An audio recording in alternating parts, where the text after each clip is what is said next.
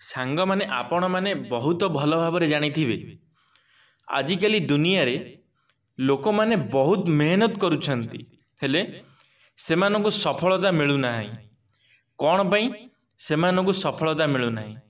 काहेकि ना सेमाने जेउ सब कर्म करुछंती जहाँ भी मेहनत करुछंती केबे सेमाने भल मनरे करू नाहंती कि मन देई काम करू नाहंती, जहा द्वारा कि सेमाने सफलता पाई पारु नाहंती।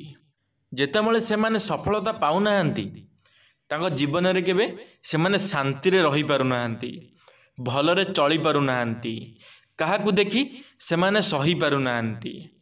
मु आजी आपण मानंकु सही विषय रे किछि कहिबाकू चाहूची आजिर वीडियो माध्यम रे। सफलता एवं शांति पाई गौतम बुद्धंक 10टी अमूल्य बाणी जहाँकि यदि आपण माने शेष पर्यंत शुणुछंती निश्चित भाव में आपण मानकर जीवन बदली जाई पारे। दयाकरी मु आपण मानकू रिक्वेस्ट करुची भिडियोटी निश्चित भाव में शेष पर्यंत देखिए। यदि भिडियोटी भल लागिवो लाइक टिए करिवे, कमेंट माध्यम रे निश्चित भाव में आपण मानकर मतामत रखिबे। चलंतु आज भिडियोटी आरंभ करिबा। हाय फ्रेंड्स, जय जगन्नाथ। मु आपण मानकू स्वागत करुची टॉकिंग वर्ल्ड यूट्यूब चैनल को। मु आशा करुची प्रभु जगन्नाथ कृपारू आपण माने बहुत भलरे थिबे, खुशी रे थिबे। चलंतु आज भिडियोटी आरंभ करिबा। कुहा जाए तीनोटी दृश्य गौतमंक बुद्धत्व प्राप्तिर कारण हेबा सह तांको जीवनर गतिपथ को परिवर्तन करि देइथिला। प्रथमत जड़े रोगी, द्वितीयत जड़े वृद्ध एवं तृतीयत एक शव। यही तीनोटी दृश्य देखिबा परे संसारर समस्त राजकीय सुख सुविधा परित्याग करी ज्ञान और मुक्ति पथ अनुसंधान पाई गौतम अग्रसर होइथिले। सुख सुविधा प्रति तांकर निरास्तक भाव तांकु राजकुमार गौतमरु बुद्ध भगवान रे परिणत करि देइथिला। परवर्ती समय रे तांकर ज्ञान समग्र मानव समाज को एक नूतन दिग दर्शन प्रदान करिथिला। तेबे आसंतु जानिबा भगवान बुद्धंकर 12टी वचन जहाको ग्रहण कले जीवन रे सफलता और शांति प्राप्ति हेबो। प्रथमत हेउची पशु अपेक्षा दुष्ट बंधु को डरिबा उचित। पशु केवल आपणक शरीर को क्षति पहुँचाए, किंतु दुष्ट प्रकृतिर बंधु जनक बुद्धि को नष्ट करि थाए। देखंतु सांग माने जदि आपण गोटे घरे जदि कौनसी पशु रखुचंती कि जदि जंगल रे आपण को कौनसी भी पशु जदि आपण को ऊपर अटैक करुछि तेबे से पशुटी आपण को खंडिया खाबरा करि पारे। हेले यदि आपणकर बंधु जने कि आपणक सहित एमिति करुछि, गोटे कुकुर भली आपणक सहित व्यवहार करुछि, आपण जानि निहंतु जे से आपणको जीवन रो मारी भी देई पारे। एमती बंधुଙ୍କ ठारू दूर रे रहिबाकू सब बेला पई चेष्टा करंतु।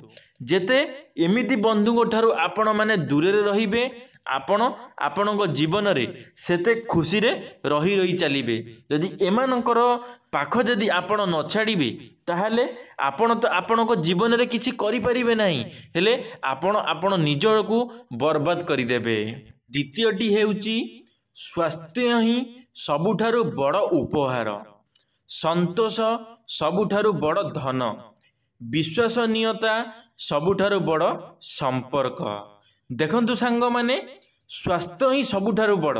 देखंतु जदि आपणकर स्वास्थ्य ठीक थिबो, आपणकर शरीर भल थिबो तो आपण माने जानिथिबे जेतेबेले आपणकर शरीर भल थाए आपण कौनसी भी काम करिया पई आपनको भल लागे।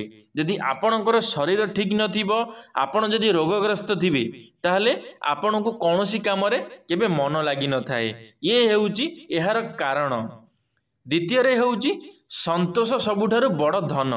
जदि आपणक मन संतोष अछि, आपणक मन जदि शांत अछि, आपण जदि मनरु बहुत सरल अछंती तेबे आपणक पाखरे बहुत किछि धन नथाई मध्य आपणक पाखरे सबकिछि अछि, सबकिछि थिला भली आपणको लागिब।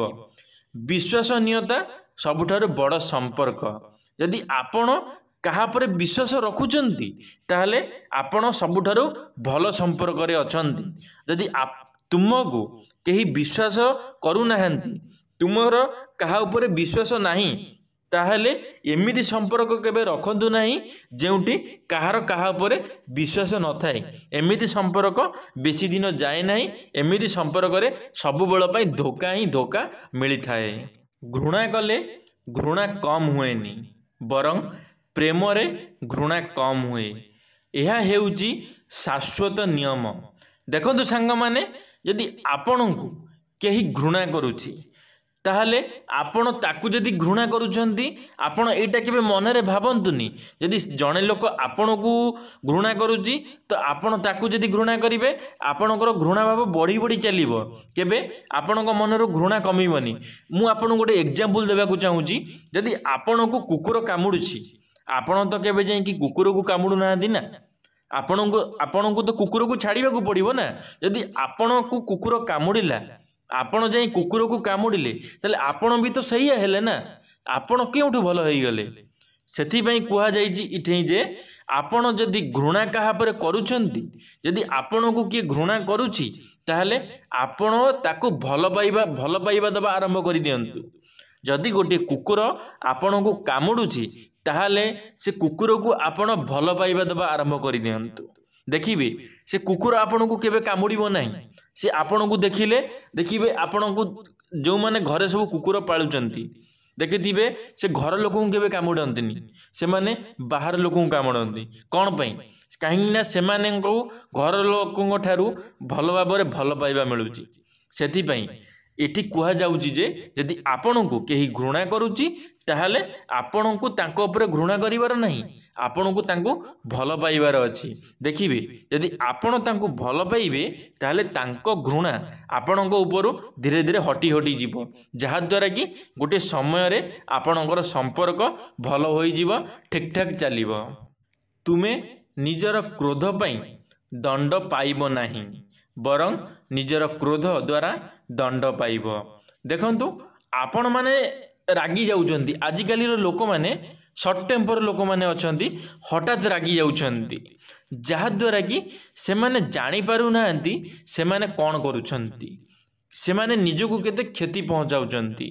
आजिकाली समय रे आपण माने जानिथिबे जेउ लोक माने अधिक रागी जाउचंती, जहार कि ब्लड प्रेशर हाई हो जाउची, जहा द्वारा कि तांको बहुत किछि रोग धरी माड़ी बसुची, रोग धरी जाउची, सेमानकर देहांत हो जाउची।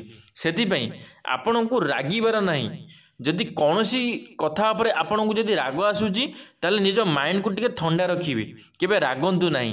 कहिना रागिले आपणकर निश्चिंत भाव में क्षति हबो, आपणकर सामना वालार कौनसी क्षति हबो नाही। सेथिपई आपण केबे माने मनरे रागंतु, हेले एते रागंतु नाही जहा द्वारा कि आपण निजको ही किछि भूल बाटर नै जिवे, निजे ही किछि भूल करि बसिबे, आपण जानि परिबेनी। जेतबेले आपणकर राग शांत हेबो आपण सेटा भाबिबे कि मु रागरे केते बड़ भूल कर देली। सेथिपई मु आपण मानु कहूची आपणको राग को टिके कंट्रोल रखिया को चेष्टा करंतु। यदि आपण आपणको राग को कंट्रोल रखिबे ताहले आपण आपण जीवन रे सब किछि ठीक ठाक चलिबो, आपणकर कोनोसी असुविधा हेबो नाही। सबु खराब कार्य मनरु आसे, जदि मन परिवर्तन होई जाए तेबे कौनसी खराब कार्य हेबो नाही। देखंतु सांग माने आजिकाली लोक माने जो सब खराब काम करुछंती से माने कहउचंती कोन ना कि मो द्वारा भूल होई गला। भूल कहा द्वारा होई जाई न थाए। जदि आपण कौनसी भूल करुथांती ताहले आपण मुंडरे भूल दंड दिया जाए, आपण भूल मानती स्वीकार करती। हेले आपण भाबुचंती कि मो द्वारा हेई गला, सेटा संपूर्ण भाव में भूल। यदि आपण माने मनरे भाबु नाहंती ताले आपणको मनरे केमिति आसीबो? आपण कहा द्वारा कहा संगे खेलिबा हेउ, का इज्जत सहित खेलिबा हेउ कि कोनोसी अलगा किछि भूल काम हेउ, आपणको मनरे जे पर्यंत कहार न आसी थाए से केबे जदि आपण निज मन को कंट्रोल रे रखि पारुचंती ताले आपणको केबे आपण भूल करि परिबे नाही। ସେଥିପାଇଁ ଆପଣ ଏବେଠାରୁ ଆଜିଠାରୁ ନିଜର ମନକୁ କଣ୍ଟ୍ରୋଲରେ ରଖିବା ଆରମ୍ଭ କରିଦିଅନ୍ତୁ। ଦେଖିବେ କୌଣସି ଅସୁବିଧା ହେବନି। ଆପଣ କେବେ ଭୁଲ କାମ ବି କରିପାରିବେ ନାହିଁ। ଆପଣ ସବୁବେଳେ ଠିକ୍ ହିଁ ରହିବ। ଏମିତି ନୁହଁ ଯେ ମଣିଷ ମାତ୍ରାକେ ଭୁଲ। ଆଜିକା ସମୟରେ ଏ କଳି ଯୁଗରେ ମଣିଷ ମାତ୍ରାକେ ଭୁଲ, ହେଲେ ଆପଣଙ୍କୁ ଜଗି ରଖି ଚଳିବାର ଅଛି। ଏମିତି କିଛି ଭୁଲ କରିବାର ନାହିଁ ଯେ ଯାହାଦ୍ୱାରା କି ଆପଣ ଭୁଲ କରିବେ ହେଲେ ଆପଣଙ୍କର ପରିବାର, ଆପଣଙ୍କ ଘର ଲୋକ ସେମାନେ ଦଣ୍ଡ ପାଇବେ। ଏମିତି କିଛି ଭୁଲ କରନ୍ତୁ ନାହିଁ। ଅତୀତକୁ ଧ୍ୟାନ ଦେବା ଉଚିତ ନୁହେଁ। ଭବିଷ୍ୟତ କଥା ଚିନ୍ତା ନ କରି କେବଳ ବର୍ତ୍ତମାନ ଉପରେ ଧ୍ୟାନ ଦେବା ଉଚିତ। ଦେଖନ୍ତୁ ସାଙ୍ଗମାନେ, ଆପଣଙ୍କର ଅତୀତରେ ବା ଆପଣଙ୍କର ପାଷ୍ଟ, ଆପଣଙ୍କର ଅତୀତରେ ଯାହା ସବୁ ଘଟି ଯାଇଛି ସେସବୁ କଥାକୁ ଆପଣମାନେ ବହୁତ ଚିନ୍ତା କରନ୍ତି କି ମୁଁ ଏମିତି ଗୋଟେ ଭୁଲ କରିଦେଲି। ଦେଖନ୍ତୁ, ଯଦି ଆପଣମାନେ ସେସବୁ କଥା ଚିନ୍ତା କରୁଛନ୍ତି, ଆପଣମାନେ ଗୋଟେ କଥା ଶୁଣି ରଖନ୍ତୁ, ଯେଉଁ ଜିନିଷ ଆପଣଙ୍କ ଜୀବନରେ ଘଟି ଯାଇଛି ସେ ସମୟ କେବେ ଫେରିକି ଆସିବ ନାହିଁ। ସେଥିପାଇଁ ସେସବୁ କଥାକୁ ଚିନ୍ତା କରନ୍ତୁ ନାହିଁ।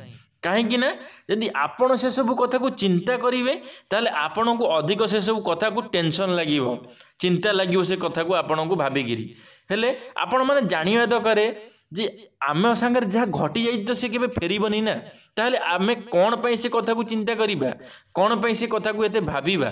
ଆମେ ଫ୍ୟୁଚରରେ ମାନେ ଆମେ ଭବିଷ୍ୟତରେ କେମିତି ରହିବା, ଆମେ ଏବେ ରହିବା କେମିତି, ଆମେ ଏବେ ପ୍ରେଜେଣ୍ଟରେ କେମିତି ରହିବା। ଆମେ ଏବେ ଭବିଷ୍ୟତ ପ୍ରେଜେଣ୍ଟ କଥା ଆମକୁ ଚିନ୍ତା କରିବାର ଅଛି। ଏବେକା କଥା ଆମକୁ ଚିନ୍ତା କରିବାର ଅଛି। ଏବେ କେମିତି ଭଲରେ ରହିବା, ଭଲ ଖାଇବା, ଭଲସେ ଚଳିବା। ଆମକୁ ଏତେ ପୂର୍ବ କଥା ଚିନ୍ତା କରିବାର ନାହିଁ, ଭବିଷ୍ୟତ କଥା ମଧ୍ୟ ଚିନ୍ତା କରିବାର ନାହିଁ। ପ୍ରେଜେଣ୍ଟ ଏବେକାର କଥା ଆପଣଙ୍କୁ ଚିନ୍ତା କରିବାର ଅଛି। ଏବେ କ'ଣ ଘଟିବ, ଆମ ସହିତ କେମିତି ଘଟିବ, ଆମେ କେମିତି ଭଲରେ ଚଳିବା ସେସବୁ କଥା ଚିନ୍ତା କରିବା। ଯାହା ଆଗକୁ ହେବ, ଯାହା ଆମ ସହିତ ହେବାର ଥିବ ସେ ଜିନିଷ ନିଶ୍ଚିନ୍ତ ଭାବରେ ଆମ ସହିତ ଭବିଷ୍ୟତରେ ଘଟିବ।